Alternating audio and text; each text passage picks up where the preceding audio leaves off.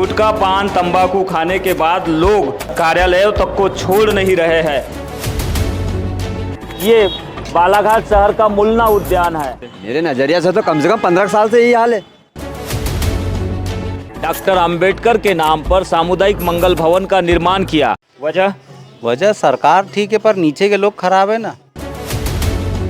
Sweeper colony पहले नाम हुआ करता था, अब इसका नाम अंबेडकर कॉलोनी है। हम ये इंतजार क्यों करें कि नगर पालिका ही आके सफाई करेगी। बालाघाट लंबे समय से स्वच्छ भारत मिशन का हिस्सा रहा है। शहरी क्षेत्रों में जन स्वास्थ्य के लिए साफ सफाई और विकास को महत्वपूर्ण स्तंभ माना गया है। साल 2014 में जब स्वच्छ भारत मिशन शुरू हुआ तो कस्बों से लेकर शहरों में प्रबंधन की कई चीज़ों को यहाँ पर सर्वे के माध्यम से देखा गया। बालाघाट भी इसमें शामिल रहा है, लेकिन बालाघाट की रैंकिंग लगातार गिरते जा रही है स्वच्छता सर्वेक्षण में। आइए आज की रिपोर्ट में करेंगे हम बालाघाट के शहरी इलाकों की पड़ताल। स्वच्छता सर्वेक्षण के मुख्य मापदंडों में वेस्ट कलेक्शन के साथ मैनेजमेंट, सेग्रीगेशन और ट्रांसपोर्टेशन को महत्वपूर्ण बिंदु माना जाता है। हम नगर पालिका के डंपिंग यार्ड पहुंच चुके हैं, कैचिंग ग्राउंड भी इसको कहते हैं, और यहाँ पर नगर पालिका ने ठोस अपशिष्ट प्रबंधन के तहत पिछले कुछ सालों में कुछ मशीनें लगाया है और ठोस अपशिष्ट को अलग अलग यहाँ पर किया जाता है। आप देख सकते हैं ये पॉलीथीन कंप्रेस मशीन है, बेलिंग मशीन भी इसे कहा जाता है। फिलहाल बंद है, इसका कोई उपयोग नहीं हो रहा है। दूसरी ओर आप देखेंगे कि पॉलीथीन डस्टिंग मशीन है, फटका मशीन भी जिसे कहते हैं। यहाँ पर पॉलीथीन को डालकर फटका करते हुए पॉलीथीन में चिपकी हुई मिट्टी या अन्य तत्वों को अलग किया जाता है और पॉलीथीन को इस तरह से कंप्रेस कर जमा किया जाता है। लेकिन देखने से लगता है कि कई सालों से फटका मशीन का उपयोग ही नहीं हुआ है। केवल सैंपल के तौर पर कुछ पॉलीथीन को बंडल बनाकर यहाँ पर रख दिया गया है। वेस्ट मटेरियल की बात करें तो वेस्ट मटेरियल के तौर पर यहाँ पर अलग अलग टीन, लोहा, बोरी, खड्डा, पुट्ठा, पन्नी, पॉलीथीन, रद्दी, मेटल, रबर और प्लास्टिक को अलग अलग करके रखा गया है। लेकिन देखने से यही प्रतीत होता है, यही समझ में आता है कि नगर पालिका प्रशासन के द्वारा स्वच्छता सर्वेक्षण के मापदंडों के अनुसार कोई भी विशेष काम नहीं किया जा रहा है, क्योंकि यहाँ पर कर्मचारी है नहीं। अभी दोपहर के 2 बजने वाले हैं। कर्मचारी जो है वो केवल आराम फरमा रहे हैं, क्योंकि उन्हें केवल यहाँ पे मैनेजमेंट के लिए रखा गया है। जो काम करने वाले वर्कर होते हैं वो यहाँ पर दिखाई नहीं दे रहे हैं। कितने वर्कर यहाँ पे काम करते हैं ठोस अपशिष्ट को अलग अलग करने में? वर्कर तो अपने पास अभी 6 हैं, 2 नाइट में आते हैं, 4 दिन में। तो ये काम करते हैं क्या केवल यहाँ पे बैठे रहते हैं? साफ सफाई पूरा झाड़ू वाड़ू लगाते हैं। कोई गाड़ियाँ खाली करवाना पड़ता है यहाँ से। अच्छा, पृथक करने की जो विधि है उसके अनुसार काम होता है यहाँ पे? हाँ, काम तो हो रहा है। अभी तो कुछ भी नहीं देखने मिल रहा है। आज कर्मचारी आए नहीं है, हम 2 ही है बस। आज छुट्टी है क्या कोई? नहीं, आज आए नहीं वो लोग। क्यों नहीं आए हैं? कुछ कारण बताओ। प्रॉब्लम होगी घरों में। अच्छा, इसलिए नहीं आए। बाकी 2 ही है हम लोग। अच्छा, 2 ही कर्मचारी हैं जी। चलिए एक तस्वीर हम आपको और दिखाते हैं। दरअसल door to door garbage collection के लिए जिन गाड़ियों को नगरपालिका के द्वारा लगाया जाता है उनमें से अधिकांश गाड़ियों की स्थिति खराब है। कई मेंटेनेंस के लिए मोटर्स गैरेज में पड़ी हुई है। ऐसे ही हालातों के बीच हम पहुंचे हैं सौरभ मोटर्स में, और यहाँ पर नगरपालिका की 3 से 4 गाड़ियाँ जानकारी के अनुसार पिछले 2 सालों से पड़ी है, लेकिन इनका मेंटेनेंस नहीं हो पा रहा है। इसीलिए शायद हो सकता है कि विपक्ष के लोग अक्सर नगरपालिका में ये आरोप लगाते हैं कि वार्डों में गाड़ियां समय पर नहीं पहुंचती है, डोर टू डोर कचरे का कलेक्शन नहीं होता है। बस स्टैंड में स्थित राज्य परिवहन विभाग के अंतर्गत आने वाला यात्री प्रतीक्षालय है और फिलहाल नगरपालिका के द्वारा ही इसकी देखरेख की जा रही है। कलेक्टर मृणाल मीणा के द्वारा जब अपनी पदस्थापना के प्रारंभिक चरण में बालाघाट का दौरा किया गया तब उन्होंने अव्यवस्थित ढंग से बेतरतीब दिखाई दे रहे इस यात्री प्रतीक्षालय को सुधारे जाने के आदेश दिए थे। साथ में वॉल पेंटिंग और अन्य कार्यों को करने के लिए भी निर्देश दिया गया था नगरपालिका प्रशासन को। उसके तहत में यहाँ पर प्रतीक्षालय में वॉल पेंटिंग हुई है, साफ सफाई हुई है, लेकिन अभी भी बहुत कुछ काम बाकी है। नगरपालिका के कर्मचारी इस प्रतीक्षालय में विशेषतः सफाई को लेकर ध्यान नहीं देते हैं। ऐसा बताया जाता है कि कभी 2 महीने में तो कभी 3 महीने में एक बार सफाई होती है। हम जब यहाँ पर पहुँचे तो पता चला कि कल ही यहाँ पर सफाई हुई है, इसके पहले कम से कम 4-5 महीने तक सफाई नहीं हुई है। आप बताएंगे, क्या नाम आपका? प्रतीक श्रीवास्तव। प्रतीक जी, बताएंगे क्या आज जैसा दिखाई दे रहा है यात्री प्रतीक्षालय, ऐसा हमेशा दिखाई देता है? फिलहाल तो ऐसा नहीं रहता, समय समय पर ही ध्यान दिया जाता है। और साफ सफाई के मामले में अब देख ही रहे कैसी कंडीशन है। कई बार हिदायत दिया गया लोगों को यहाँ बैठे नहीं, यहाँ बैठे पर कचरा ना करें, कुछ ना करें। दारू गांजा सब पीते हैं स्टैंड के अंदर बैठ के, आम जनता बैठ नहीं सकती यहाँ पर। अच्छा, तो ये शहर के लोग करते हैं गंदगी, के बाहर के आके करते हैं लोग? कुछ शहर के हैं, कुछ बाहर के भी हैं। अच्छा, तो इनके ऊपर क्या आपके नज़रिए से क्या होना चाहिए? सख्ती होना चाहिए, इनके ऊपर फाइन लगना चाहिए ऐसे लोगों पर? बिल्कुल फाइन लगना चाहिए। माननीय कलेक्टर महोदय ने इतना अच्छा बस स्टैंड बनाया था, लोग थूक थूक के सत्यानाश कर दिए थे पूरे बस स्टैंड को। बैठने की व्यवस्था उनके द्वारा अच्छी की गई थी, बाकी समय समय पर कोई ध्यान देता नहीं है, इस वजह से जो हो जाता है वो।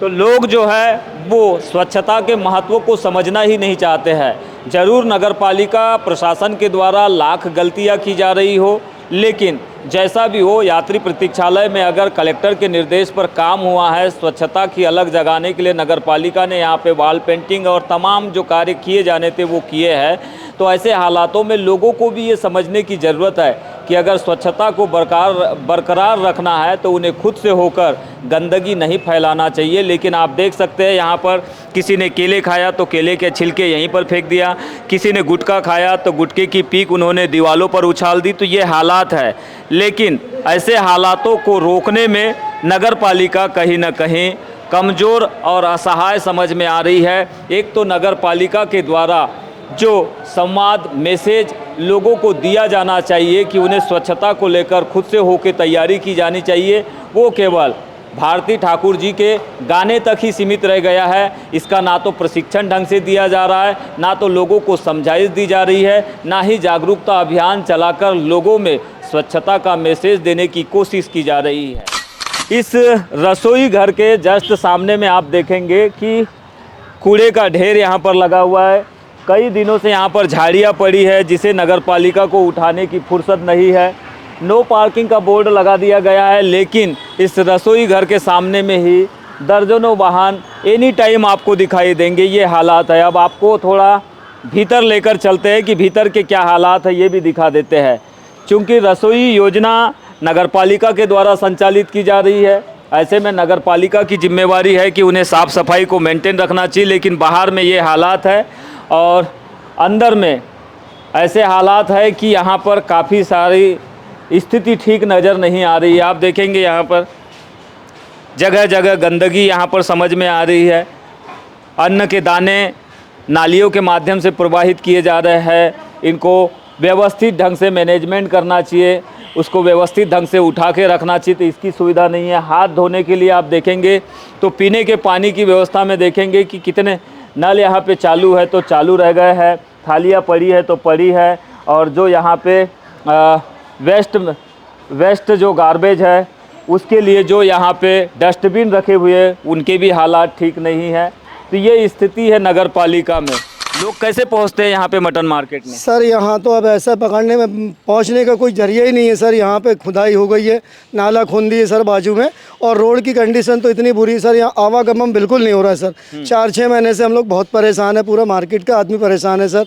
और ना साफ़ सफाई हो रही सर, और रोड तो बिल्कुल ही नहीं है सर। यहाँ पे पार्किंग की जगह इतनी ज़ोरदार है सर, अगर अच्छा हो जाए, अच्छा बन जाए तो उसके लिए सर काफ़ी सुविधा हो जाए सर यहाँ पे, लेकिन यहाँ कोई सुविधा नहीं है सर। यहाँ एक पुल यहाँ पे एक पोल दे दिया जाए सर, और यहाँ पे कितने दिनों से ऐसी व्यवस्था यहाँ कम से कम ये व्यवस्था कम से कम 4-6 महीने से वैसी पड़ी है सर। अच्छा, 4-6 महीने पहले अच्छा था? 4-6 महीने ठीक था सर, लेकिन अभी तो पूरा ही बेकार हो गया सर। तो देखिए नगर पालिका की कमजोरी, नगर पालिका की लापरवाही। 6 महीने पहले मटन मार्केट के लिए पहुंचने वाले रास्ते पर नाली तोड़ दी गई यहाँ पे व्यवस्थित ढंग से काम करने के लिए, लेकिन 6 महीने बाद ना तो यहाँ से कचरा उठा, ना नाली बनी, ना यहाँ पे पार्किंग की व्यवस्था बनाई। ऐसे हालात में मटन मार्केट पहुँचने के लिए लोग पीछे के रास्ते से आते हैं। हॉस्पिटल सहित कई सरकारी कार्यालय है, और ऐसी स्थिति में मुख्य मार्ग पर जाम की स्थिति बन जाती है, जबकि यहाँ पर इतनी सारी जगह है कि अगर नगर पालिका इसे व्यवस्थित कर दे, इसे यहाँ पर सुधार कार्य कर दे, तो हो सकता है कि मटन मार्केट पहुँचने वाले लोगों को सहूलियत महसूस हो और मटन मार्केट के जो कारोबारी है, जो अपना छोटा मोटा व्यापार कर रहे हैं, मुर्गे के माध्यम से, बकरियों के माध्यम से, बकरों के माध्यम से और मछलियों के माध्यम से, उनकी भी आर्थिक उन्नति की दिशा तय हो सकती है। लेकिन नगर पालिका का इस ओर जरा भी ध्यान नहीं है। इसी के चलते लोग लगातार नगर पालिका की व्यवस्था पर, नगर पालिका प्रबंधन पर और प्रशासन पर सवाल उठा रहे हैं। चारों ओर गंदगी से बजबजाता ये मुलना उद्यान उस शख्स की पहचान है जिसने बालाघाट नगर पालिका को बहुत कुछ दान में दिया है, लेकिन उसके नाम पर बने इस गार्डन की हालत पिछले 6 सालों से ऐसी है कि यहाँ पर लोगों को पहुँचने के बाद शर्म सी महसूस होने लगती है। ऋषभ भाई, ये बताइए, जो हालात यहाँ पर दिख रहे हैं मुलना उद्यान के, क्या वजह है इतनी गंदगी यहाँ पर देखने मिल रही है? वजह कुछ नहीं है सर, सबसे बड़ी बात है पानी निकासी नहीं होता। पानी निकासी नहीं होता, कचरा हमारे तरफ होता नहीं होता, जरा बहुत तो होता, ये बात सब है। कचरा होता है, लेकिन अगर नगर पालिका व्यवस्थित करके दे तो हम भी साफ सफाई रखेंगे। कोई व्यवस्था है ही नहीं बिल्कुल भी। कितने साल से ये ऐसी अवस्था में गार्डन आपके नज़रिए से? मेरे नज़रिया से तो कम से कम 15 साल से यही हाल है। अच्छा, कोई बदलाव नहीं? कोई बदलाव नहीं, पानी निकलता नहीं, कीचड़ दबा हुआ रहता है बिल्कुल, वहाँ तो कीचड़ कीचड़ और होते ही रहता है कीचड़। अच्छा, ये बताइए, ये तो फ्रूट का भी कचरा दिख रहा है, लेकिन बाहर के लोग यहाँ पे कितने? बाहर के लोग रात्रि के समय, अभी तो कोई शौच भी नहीं करता, लेकिन रात्रि के समय में यहाँ तो लैट्रिन बाथरूम भी करते हैं। अच्छा, हाँ, लैट्रिन बाथरूम भी करेंगे, पीना खाना भी बराबर चालू रहेगा, उसका भी कचरा होता है। यहाँ के लोग नहीं करते वाला कचरा, यहाँ पे खाली फल फ्रूट का दिख सकता है कचरा, बस हो गया। ये शहर का इतवारी बाजार है और यहाँ पर जगह जगह कूड़े के ढेर, बजबजाती नालियाँ और मवेशियों का अड्डा आसानी पूर्वक देखने मिल जाता है। लोग बता रहे हैं कि यहाँ पर बीते सप्ताह भर से किसी भी तरह की साफ सफाई नहीं हुई है। गाड़ी आती थी डेली कचरे के लिए, अभी 3-4 दिन से इतवार को जो मंडी लगती है यहाँ पे बाज़ार भरता है, तो बाज़ार भरने के बाद दूसरे दिन कचरा उठ जाता था। अभी ये आप देख रहे हो 3-4 दिन से गाड़ियाँ नहीं आ रही है और झाड़ू वाले लगा के चले गए, लेकिन कचरा उठा नहीं। उस कारण पूरे जानवर यहाँ बैठ जाते हैं। अभी स्कूल की छुट्टी होती है, दादा बड़ी स्कूल है यहाँ, बच्चे लोग जाते हैं तो उनको खतरा रहता है कोई भी बात का कि कभी जानवर लोग किसी को भी मार ना दें, कुछ नुकसान ना हो जाए। तो अपन यही चाहते हैं कि भाई रोज़ गाड़ी आए, रोज़ कचरा उठे, साफ़ सफाई रहे। बच्चे भी जा रहे हैं, लेडीज़ भी जा रही है और यहाँ पे आप देख रहे हो पूरा जानवर खड़े। ये बहुत सोचने वाली बात है। जिस हिसाब से मैं आज मार्केट आया भरवेली से और मैंने जब ये देखा तो मुझे ऐसा लगा कि ये रैंकिंग रखना 44 में कहीं 90 ना पहुंच जाए, इसलिए इस 44 रैंकिंग को बरकरार रखना या उसमें सुधार करने के लिए हमें बहुत ज़रूरी है इन सब चीज़ों में ध्यान देना। इतनी सारी गाड़ियां हैं, इतने स्वच्छता कर्मचारी है, बावजूद इसके नगर पालिका परिषद बालाघाट के रैंकिंग में कोई सुधार देखने नहीं मिल रहा है। जन स्वास्थ्य के लिए और शहरी विकास के लिए स्वच्छता सर्वेक्षण को एक प्रमुख हिस्सा माना गया है, लेकिन बालाघाट में इसके हालात बदल नहीं रहे हैं।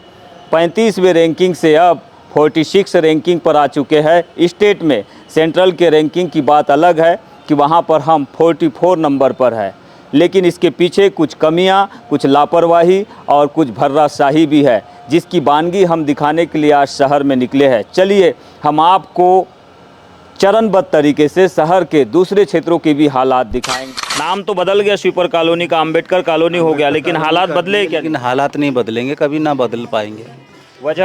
वजह सरकार ठीक है पर नीचे के लोग खराब है ना। नीचे के लोग काम खराब है, मतलब नगर पालिका वाले? नगर पालिका नहीं, उस पार्टी बेस हो या नगर पालिका के जो भी हो, वो नीचे के लोग अगर काम कर दो सब सही रहेगा। मुझे पता चला है कि आपके यहाँ कॉलोनी में कुछ लोगों के यहाँ शौचालय ही नहीं बने हैं, सही बात है? वो जो जिनको मकान नहीं मिल पाए थे और जो अपना पर्सनल बना के रह रहे उनके घर में वो स्वयं बना रहे लैट्रिन बाथरूम। बाकी सभी के जो सरकारी कॉलोनी बनी थी उनके सभी के घर में है नगर पालिका के। फिलहाल हम वार्ड नंबर 3 में हैं और सुदर्शन डुमार समाज के द्वारा संचालित डॉक्टर अंबेडकर सामुदायिक मंगल भवन में पहुंचे हैं। दरअसल कुछ साल पहले यहाँ पर पुराना मटन मार्केट हुआ करता था, जिसकी वजह से यहाँ पर चारों ओर गंदगी का वातावरण देखने मिलता था। ऐसे ही हालातों को बदलने के लिए नगर पालिका प्रशासन ने यहाँ पर सुदर्शन समाज के लिए लाखों रुपए खर्च कर डॉक्टर अंबेडकर के नाम पर सामुदायिक मंगल भवन का निर्माण किया। लेकिन इस मंगल भवन के हालात आप देख रहे हैं तस्वीरों में। मंगल भवन के आसपास झाड़ियाँ उग चुकी है, घास बड़ी मात्रा में देखने मिल रही है। गेट के सामने में ही बजबजाती हुई गंदगी है और भीतर मंगल भवन के भीतर कुत्तों का डेरा जमा हुआ है। हम चाहते हैं कि हमारी नगर पालिका एक आदर्श नगर पालिका बने और स्वच्छता के लिए जो लगातार हम संदेश देते हैं, हम खुद फील्ड पे जाके काम करते हैं, इतनी मेहनत करती है नगर पालिका और लोगों में भी जागरूकता आई है, लेकिन कहीं कहीं अभी भी कुछ कमियों के कारण मैं पूर्णतः परिणाम से संतुष्ट नहीं हूँ। मुझे लगता है कि ये परिणाम और बेहतर आ सकते हैं। अपने जिन स्थानों की बात की, मुल्ला उद्यान की, वहाँ पे फल वालों को नोटिस भेजा गया है, ये लगातार होने वाला काम है। वहाँ पे हर 2-4 दिन में नगर पालिका के द्वारा सफाई की जाती है, लेकिन जो विक्रेता वहाँ पे फल विक्रेता हैं और अन्य दुकानदार हैं, वो उस गंदगी को अंजाम देते हैं। तो इनके खिलाफ़ तो खैर कार्रवाई की जा रही है, उन्हें नोटिस भी भेजा गया है और ये एक अच्छा मैसेज नहीं जाता शहर के लिए और अन्य लोगों की भी छवि इसमें ख़राब होती है। कचरा फेंकने वालों पे जहाँ पे भी सूचना पटल लगाया गया है वहाँ पे कार्रवाई होती है और लोगों में अवेयरनेस आया है। हाँ, मैं कुछ चिन्हित स्थानों की अगर बात करूँ तो मैं बार बार ये निवेदन करती हूँ कि हम क्यों फ़ाइन की रास्ता देखें कि जब हम पे फ़ाइन होगा तभी हम ये सब करना बंद करेंगे। ये हमारी नैतिक जिम्मेदारी बनती है और अपनी नैतिक जिम्मेदारी और कर्तव्य समझ के हम उस चीज़ को करेंगे। तो आज जहाँ आप रैंकिंग की बात कर रहे हैं तो मुझे पूरा विश्वास है बहुत हद तक हम अपने उन कामों को अच्छे से कर पा रहे हैं जो सफलता हमें मिल पा रही है स्वच्छता के क्षेत्र में। ग्राउंड स्तर पर जो हालात देखने मिल रहे हैं सेग्रीगेशन के, मैनेजमेंट के या फिर ठोस अपशिष्ट प्रबंधन के, इसे लेकर नगरपालिका की अध्यक्ष चाहे जो दावा करे, लेकिन विपक्ष का क्या कुछ कहना है इस पूरे मुद्दे पर, आइए आपको मिलाते हैं योगराज कारोलिल्लारे जी, नेता प्रतिपक्ष से, बताएंगे। आप वार्डों को जनसंख्या के आधार पर और भौगोलिक परिस्थिति के आधार पर सुविधा मुहैया करवाइए। वार्ड नंबर 1 में 6200 जनसंख्या, 1 कचरा वाहन है वहाँ पर। वार्ड नंबर 15 में 1400 जनसंख्या, 1 कचरा वाहन है। 4 कर्मचारी वहाँ भी अलाट है और 4 कर्मचारी यहाँ भी अलाट है। बीच के शहर छोटे हैं, आउटर के वार्ड बड़े हैं। तो जब तक आप जनसंख्या और भौगोलिक स्थिति से स्वच्छता का पैमाना तय नहीं करेंगे, स्वच्छता में आप सफल नहीं हो सकते। रही बात डोर टू डोर कचरा की, कोई सफल योजना नहीं है ये।